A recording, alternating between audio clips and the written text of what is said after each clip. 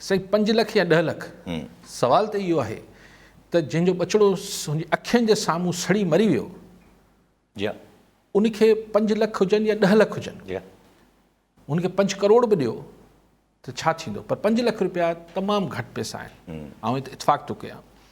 कराची वारा बि सिंध वासी आहिनि फरीदाबाद वारा बि सिंध वासी आहिनि पर इहो तमामु घटि पैसा आहिनि हुननि खे हिकिड़ो मतिलबु हुनजी फाइनेंशियल को हेल्प जे हवाले सां बाक़ी हुनजे बचे जी क़ीमत त नथी नथी लॻी सघे लेकिन हुनखां वधीक जेको थियणु खपे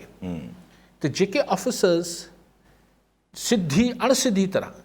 हिन साने में जिन्हनि जेको CM साहब बि चवनि पिया त गफ़लत बरती या जिन्हनि जेका लापरवाही कई सुस्ती कई CM साहब पाण बि चवनि पिया त महसूसु इहे थिए थो त गफ़लत थी आहे उन्हनि मां कंहिंखे बि मतिलबु उन जेका बि तादीबी कार्रवाई थी सघे थी उन्हनि जी गफ़लत सुस्ती लापरवाही जी हुननि खे मिलणु खपे ऐं सम्झां थो त जे माउ जो बचिड़ो ईअं सड़ी हुनजी अखियुनि जे साम्हूं सड़ी मरी वियो उनखे को हू बचिड़ो त कोन मोटी मिलंदो लेकिन छा दर्दनाक सूरत हाल हूंदी उनखे कीअं वज़ू ॾिनो हूंदो कीअं दफ़नायो हूंदो उहे हिकिड़ा कोयला उहो हाणे त ॻाल्हाइण बि माण्हू वार कांडारजी वञनि था त घटि में घटि हुनजे हाथ को छंडो पए त यार हिननि जे करे